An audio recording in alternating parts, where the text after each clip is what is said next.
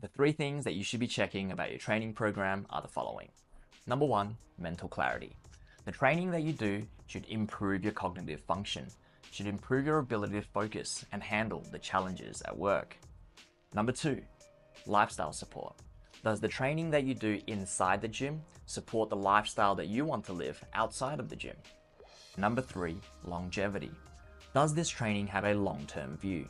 Does it allow me to train for a long time?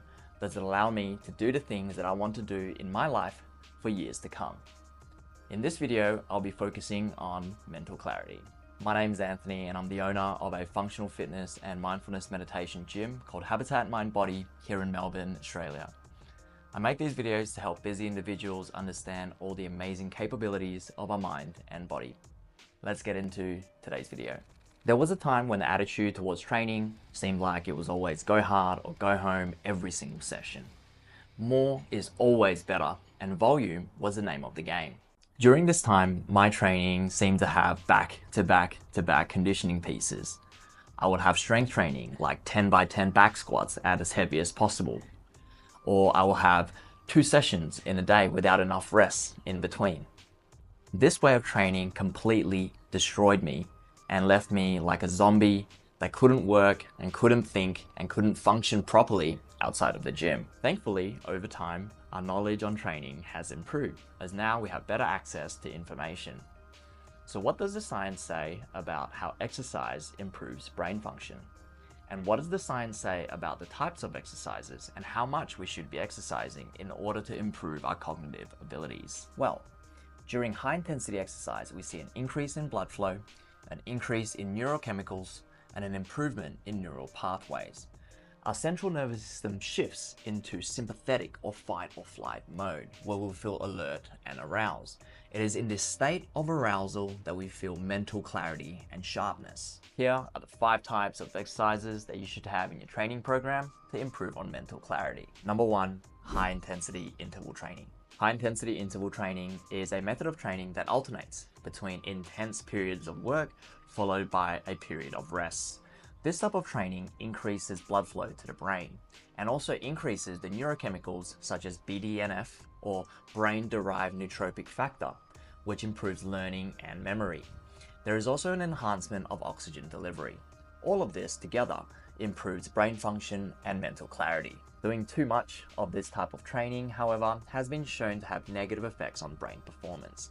Doing as much as 2 trainings within one day has shown to have these negative effects. Number 2, compound movements. Compound movements are multi-joint, multi-muscle exercises that engages the muscles around the midline, such as the squat and deadlift. The engagement of these muscles triggers the release of adrenaline in the body and norepinephrine in the mind. These neurochemicals increase neural activity across brain regions, enhancing focus, coordination, and overall cognitive function. Number 3, jumping movements. Jumping movements such as box jumps and skipping puts mechanical stress onto our skeletons. This releases a hormone known as osteocalcin. Osteocalcin enhances neuroplasticity, supports the formation of new neural connections, as well as strengthen existing pathways. All of this improves memory as well as overall cognitive function. Number 4, time under tension and tempo work.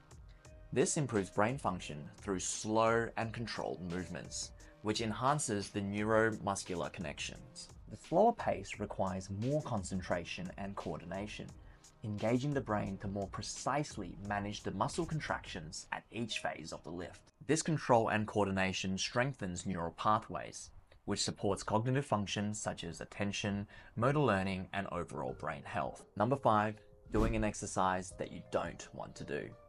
Doing an exercise that you don't want to do increases the size of your anterior midcingulate cortex, or AMCC. This is the region of your brain that is responsible for effort regulation and perseverance. Having an exercise that you don't want to do and doing it anyway increases your AMCC. This helps you stay gritty, overcome challenges, and build mental resilience. So there you have it, the 5 things that you should have in your training program to make sure that you have mental clarity.